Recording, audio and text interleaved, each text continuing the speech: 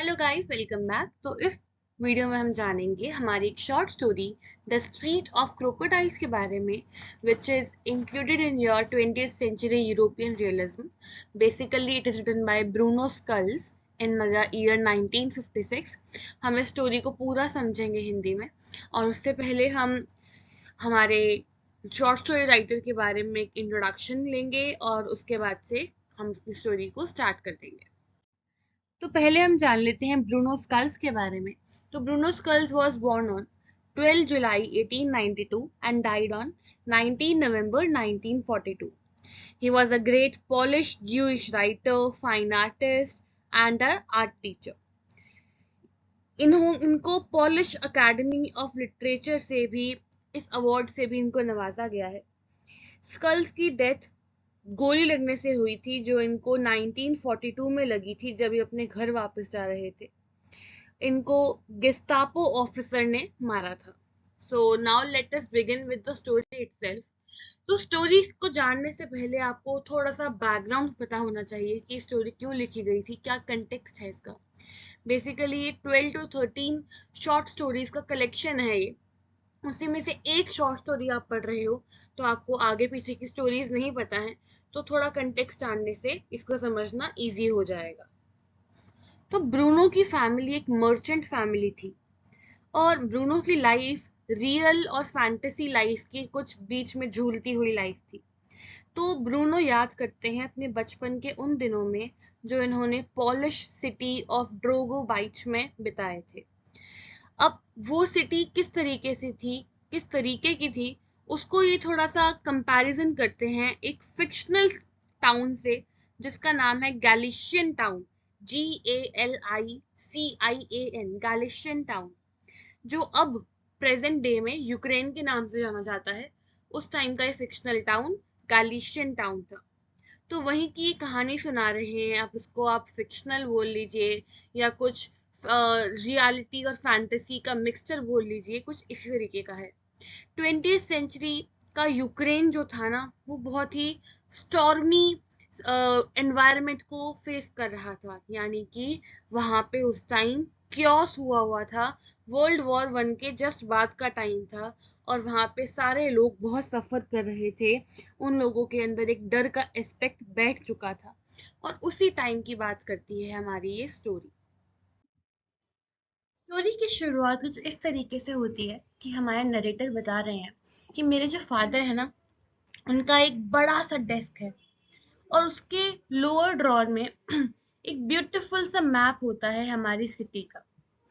और मानो कि उस मैप में उन्होंने पूरी सिटी को समेट लिया हो।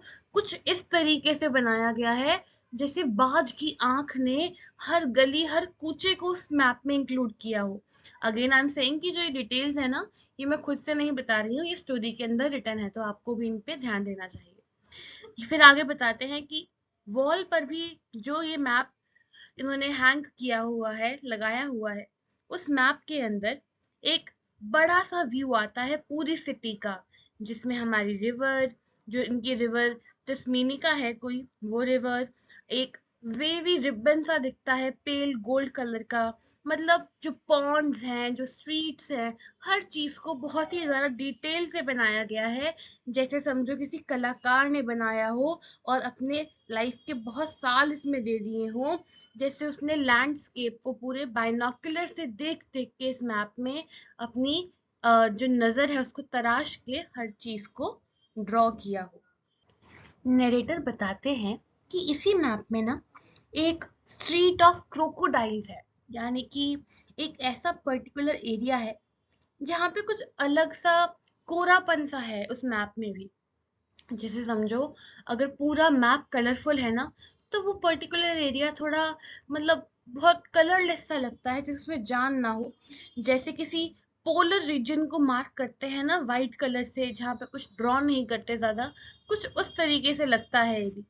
अब बताते हैं आगे स्ट्रीट ऑफ क्रोकोडाइल्स के बारे में, कि इस जगह के बारे में कोई भी ज्यादा नहीं जानता, और इसीलिए जो मैप पे भी ये जो जिस कलर से ड्रॉ किया गया है ना, वो बहुत फेडेड है, ये स्ट्रीट ऑफ क्रोकोडाइल्स। फिर आगे ये बताते हैं कि अगर हमें स्ट्रीट ऑफ क्रोकोडाइल के बारे में ज़्यादा जानना है तो हमें इसे एक विजिटर की नज़रों से भी या फिर एक वहाँ पे रहने वाले रेजिडेंट की नज़रों से भी देखना होगा। तो ये बताना शुरू करते हैं उस जगह के बारे में कि ये जगह एक इंडस्ट्रियल एंड कमर्शियल डिस्ट्रिक्ट है। समझो कि अपने टाइम में ये जगह बहुत ही फ्लरिश करती थी, बहुत ही अच्छी थी, पर अब यहाँ के हालात कुछ डिफरेंट हैं। एक इंसान देख सकता है कि कैसे यहाँ पे पुराने शेकी सबर्बन हाउसेस बने हुए हैं। समझो अगर पास से देखा जाए ना तो उनकी मिजरेबल कंडीशंस को हम देख पाएंगे। बहुत ही डल, डर्टी और फॉल्टी ग्लास पेन्स यूज किए गए हैं इन घरों में। और कहते हैं इन्हीं की जो अपर फ्लोर्स है ना, वहाँ पे general outfitters, tailor shops, drug stores, barber saloons, china shops, ये सब देखने को मिलता है। ये कहते हैं कि ये सारे शॉप्स का जो डिस्प्ले है वो ग्रे डिस्प्ले है, बहुत ही फीका फीका सा फेडेड डिस्प्ले है इनके जगहों का, और कुछ भी बहुत ही कलरफुल और ब्राइट वाइब्रेंट नहीं दिखता है यहाँ पे। ये कहते हैं कि पहले जो लोग यहाँ पे रहते थे ना, अब वो भी इस पर्टिकुलर एरिया से थोड़े दूर चले गए हैं, ताकि उनको यहाँ के जो कूड़े कचरे से लोग हैं ना उनसे अपना मेल ना करना पड़े, उनके साथ उनको कोई जोड़ के या फिर उनके साथ ये ना बोले कि आप भी इसी जगह पे रहते हो। कहते हैं कि यहाँ की हालत ना बहुत खराब सी है। यहाँ पे लगता है कि हर मोड़ पर आपको कोई डर्टी इंटरमिंगलिंग करता हुआ दिख जाएगा, कोई खराब कैरेक्टर का इंसान दिख जाएगा। ये तो ये भी कहते हैं कि यहाँ की जो औरतें हैं ना, वो तो छुप छुप के आंख भी मारती हैं, कुछ इस तरीके से लगता है हमें तो। ये कहते हैं कुछ ही लोग हैं जो यहाँ के कैरेक्टरिस्टिक्स को पहचान पाते हैं। जो लोग ये पहचान पाते हैं कि यहाँ का जो कलर है वो बहुत फेड है, कुछ तो है जो इस ग्रोइंग एरिया में भी, कुछ तो है जो मिसिंग है, कुछ तो है जो बहुत ही चीप लगता है इनको, कुछ तो है जो इनको बहुत ही अंधेरे में लगता है, जैसे ब्लैक एंड वाइट फोटोग्राफ्स होती हैं। फिर ये एग्जांपल देते हैं कि समझो अगर एक इंसान एक टेलर की शॉप में एंटर करे एक सूट को ऑर्डर करने के लिए, तो सारी चीप तरीके की वैरायटी वो इंसान दिखा देगा, बड़े बड़े खाली रूम्स में तुमको लेके जाएगा। वो रूम भी बड़े होंगे और कलरलेस होंगे, जहाँ पे बड़ी बड़ी शेल्फ्स होंगी। उस शेल्फ के अंदर आपको कुछ दिखे ना दिखे पर मिट्टी जरूर दिखेगी। और उन्हीं खाली कमरों में से अगर कोई नजर डाले स्टोर रूम में, तो उन्हें दिखेगा कि स्टोर रूम तो खचाखच खचाखच भरे हुए हैं, पूरे के पूरे सामान वहां पे बॉक्सेस में लदे पड़े हैं। ये आगे बताते हैं कि ऐसा लगता है कि रूम्स खाली हैं और स्टोर रूम्स इन्होंने भर रखे हैं। कुछ तो है जो यहाँ पे बहुत ही ऑड है।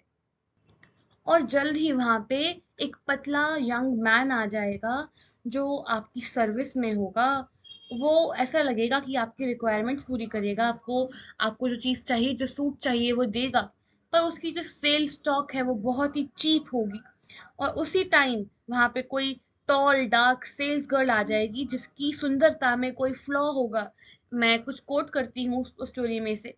तो यहाँ पे लिखते हैं, The tall dark sales girl, each with a flaw in her beauty, came and went, stood in the doorways, watching to see whether the business entrusted to the experienced care of the salesman had reached a suitable point. ये बताते हैं कि फिर वो जो sales girl है ना, वो भी दूर खड़े होते देखती रहेगी, जैसे बस चीजों को ऑब्जर्व करने खड़ी है। ये नहीं देखेगी कि काम ठीक से हो रहा है कि नहीं हो रहा है। अब सोचो कि हमें कुछ कोई सूट चाहिए, पर्टिकुलर सूट चाहिए, तो ये सेल्समैन हमें चीप ट्रेडमार्क सिखाने लग जाएगा कि इस पे ये ट्रेडमार्क है, उस पे वो ट्रेडमार्क है। चाहे हमें कुछ पसंद ना आ रहा हो फिर भी वो दिखाता रहेगा। और धीरे धीरे जो सिलेक्शन ऑफ द सूट है ना, उसका सेकंड स्टेज आ जाएगा। इस स्टेज पे जो क्लाइंट जिस चीज को हल्का सा पसंद करना चाहेगा ना, उसकी सिमिलर कलेक्शन आपको सेल्स पर्सन दिखाएगा। यानी कि ये बताना चाहते हैं कि यहाँ के सेल्स पर्सन की जो सेल्स टेक्निक है वो बहुत ही चीप एंड पुअर होगी। और जब वो सेल्समैन ये दिखाते दिखाते थक जाएगा, तो वो एक सोफे पे बहुत ही फेमिनिन स्टाइल से अपने सिल्क पजामों में बैठ जाएगा और वहां पे बैठ के आपको पोज दिखाएगा। फिर आगे कहते हैं कि इसी मोमेंट में आप एडवांटेज लोगे और इस सूट शॉप से आप भाग जाओगे। आपको कोई रोकने नहीं आएगा, आप बस वहां से भाग जाना, जो भी कमरा है वहां से बाहर निकलते जाना और इस जगह को एस्केप कर लेना। ये कहते हैं कैसी भी घर हो, कैसे भी जगह हो यहाँ पे, पर आप ना इस जगह से अट्रैक्ट होना शुरू हो जाओगे। आपको लगेगा कि हाँ थोड़ा फेड है, पर ये जो small one story suburban house है, ये उन मेनी स्टोर्ड बिल्डिंग्स के साथ आस पास बीच बड़ी, पहले बहुत बड़ी बिल्डिंग, फिर छोटा सा घर, फिर बहुत बड़ी बिल्डिंग, छोटा सा घर, तो ये देख के आप भी उस जगह से अट्रैक्ट हो जाओगे। एक अलग सा ही चार्म दिखेगा आपको उस जगह में। ये कहते हैं कि यहाँ का जो क्राउड है वो भी आराम आराम से लेजी वे में इधर उधर घूम रहे होंगे। कोई हंस रहा होगा, कोई जस्ट हंस के रुका होगा, बात कर रहे होंगे, और ऐसा लगेगा कि सब कुछ बहुत ही ग्रो करना चाहता है, सारे लोग ग्रो करना चाहते हैं, एक एडवांस्ड प्लेस में बदलना चाहते हैं, पर वो कर नहीं पा रहे। फिर ये बताते हैं कि यहाँ की कैब्स में तो कोचमैन भी नहीं है, यानी कि खुद ही कैब में बैठो, खुद ही उतरो। तो कहते हैं अगर ये नहीं है तो थोड़ा चीप सा लगता है, पर इन लोगों को तो ऐसा ही पसंद है। यहाँ की जो ट्रैवलिंग व्हीकल्स भी है ना, उनका भी जो फ्रंट साइड है वो खुला होता है, बंद नहीं होता, और आते जाते लोगों को आप लोग बात करते हुए भी देख सकते हो। फिर ये बताते हैं कि ओकेजनली, कभी कभी दिन के दौरान आपको दिख जाएगा कि क्राउड क्रॉस रोड पे वेट कर रहा है ट्रेन का, एक ऐसी ट्रेन का जो इनको पता नहीं है कि पक्का आएगी भी कि नहीं आएगी, और अगर आएगी तो किस टाइम आएगी, या आएगी तो रुकेगी भी नहीं, कि रुकेगी नहीं रुकेगी। तो ये किसी चीज की श्योरिटी नहीं देते कि ये लोग वेट कर रहे हैं एक ऐसी ट्रेन का जिसकी ये भी श्योरिटी नहीं है कि वो रुकेगी या नहीं। फिर ये बताते हैं कि यहाँ पे आपको लॉन्ग लेस ट्रिम्ड गाउन्स में प्रोस्टिट्यूट्स दिख जाएंगी, जो इधर उधर घूम रही होंगी।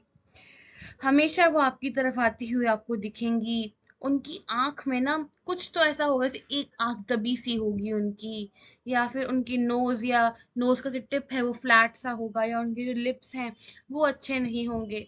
कुछ ना कुछ तो उनमें गड़बड़ होगी ही होगी।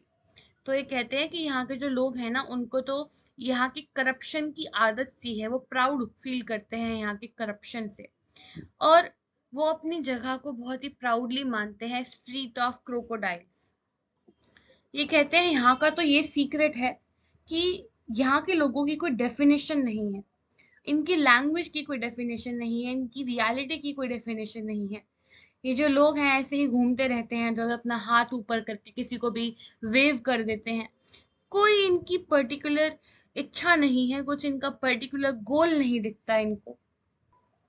इतना सब कुछ बुरा बोलने के बाद, इस जगह को क्रिटिसाइज करने के बाद, ये कहते हैं मुझे इस बात का रिग्रेट रहेगा कि हमने वो टेलर की शॉप क्यों छोड़ी, क्यों हम सूट देखते हुए भाग के आ गए। हमें यहाँ घूमना चाहिए, हमें हर शॉप के साइन में जाना चाहिए, हमें हर मैगजीन पे देखना चाहिए, हमें हर विमेन की इम्परफेक्ट ब्यूटी को अडोर करना चाहिए। अब ये लास्ट में ना कॉन्ट्राडिक्ट कर रहे हैं अपनी पहले की बातों से। जिस जगह को ये चीप बता रहे थे, अब उसी जगह पे अपना रिग्रेट दिखा रहे हैं कि ये बस एक तरीका है ये बता बोलने का कि मुझे वो जगह पसंद नहीं, जबकि वो जगह एक ऐसी जगह है जहाँ पे ये दोबारा जाना चाहते हैं, जिस जगह पे घूमना चाहते हैं, उस जगह की हर गली में वो जाना चाहते हैं। ये कहते हैं कि ये स्ट्रीट ऑफ क्रोकोडाइल्स जो है ना, ये हमारी सिटी का एक कंसेशन है हमारे लिए, मॉडर्निटी और मेट्रोपॉलिटन करप्शन का एक कंसेशन है, और हम तो यहाँ पे कुछ अफोर्ड भी नहीं कर सकते, इतना महंगा है। पर हाँ, ये जगह ऐसी है कि जहाँ मैं घूमना चाहूंगा। इसके साथ हमारी स्टोरी एंड हो जाती है। Thank you for watching. Do not forget to subscribe before you leave.